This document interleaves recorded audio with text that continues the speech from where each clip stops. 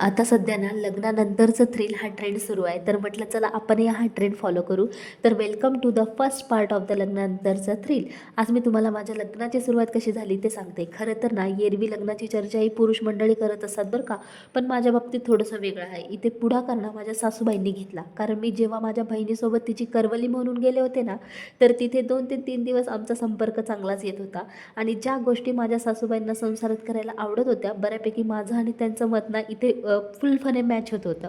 असो, आता त्या 2 ते 3 दिवसात मी काय करते, मी कशी राहते किंवा मला घरकामात काय काय येतं, माझी वागणूक कशी आहे, हे त्यांनी बारकाईने पाहिलं असावं बरं का. असो, दीदीचे सगळे कार्यक्रम झाले आणि आम्ही निघालो आमच्या घरी. तिचाही संसार व्यवस्थित सुरू झाला.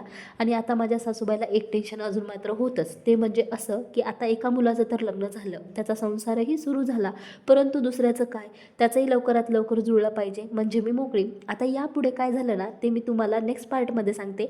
पण त्याआधी चॅनलला सबस्क्राईब जर केलं नसेल तर सबस्क्राईब करा आणि बेल आयकॉन मात्र प्रेस करायला विसरू नका, म्हणजे मी व्हिडिओ दिल्यानंतर तो सर्वात पहिले तुमच्याकडे आलेला असेल.